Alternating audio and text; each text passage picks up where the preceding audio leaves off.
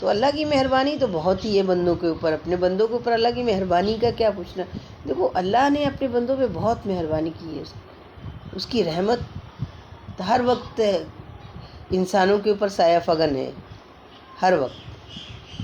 ایسا نہیں ہے کہ آپ جو اللہ کو نہیں سمجھ رہا اس کے اوپر بھی نہیں، اس کے اوپر نہیں ہے، اس کے اوپر ہے، لیکن وہ نافرمانیوں کے ایسے جال میں پھنس چکا ہے کہ اس کو اتنا پتہ ہی نہیں چل رہا ہے نا کہ وہ نافرمانیاں بھی کر رہا ہے. اب کہتے ہیں نا کہ مطلب بندہ اس طرح سے گم ہو جاتا ہے، اس کو احساس جیسی چیز اس کو، مطلب گم ہونے کا احساس اس کو ہوتا ہی نہیں ہے. تو جب احساس نہیں ہوگا تو کیسے اس کو پتہ چلے گا کہ وہ کن راہوں پر بھٹک گیا ہے، کیا کر رہا ہے، اللہ کی نافرمانی کر رہا ہے یا اللہ اس کی ان چیزوں کو پسند کر رہا ہے یا نہیں پسند کر رہا ہے. ناپسندیدگی کا اس کے دماغ میں، ذہن میں یہ بات نہیں رہتی، اس کو اپنی پسند کا بھی ہر وقت خیال رہتا ہے کہ وہ اس کو جو پسند آ رہا ہے وہ کرنے کے لیے فوراً جو ہے قدم بڑھا دیتا ہے.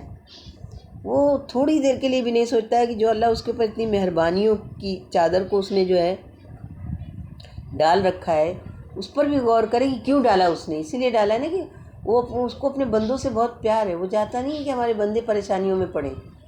بندوں کو شوق لگا ہوا ہے نئی نئی چیزیں جو ایجاد کرتے ہیں پریشانیوں میں مبتلا ہونے کی، نئی نئی روایتیں، نئی نئی ترکیبیں، نئی نئی چیزیں. اللہ کہتا ہے بندے تو اپنے لیے کیوں اتنا مشقت اٹھا رہا ہے، میں نے تیرے لیے راہیں بہت آسان کر رکھی ہیں.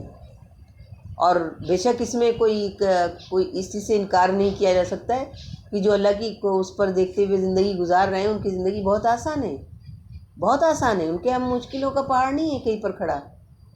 مشکلوں کا پہاڑ وہیں کھڑا ہوا ہے جو کہ اپنے خود کو سمجھ نہیں پا رہے ہیں، اور اپنے آپ کو انہوں نے ایسی جگہوں میں ڈال رکھا ہے، ایسی چیزوں میں ڈال رکھا ہے، ایسی سوچ میں مبتلا کر رکھا ہے جس کا کوئی مقصد نہیں ہے، لیکن اس میں مبتلا ہے وہ.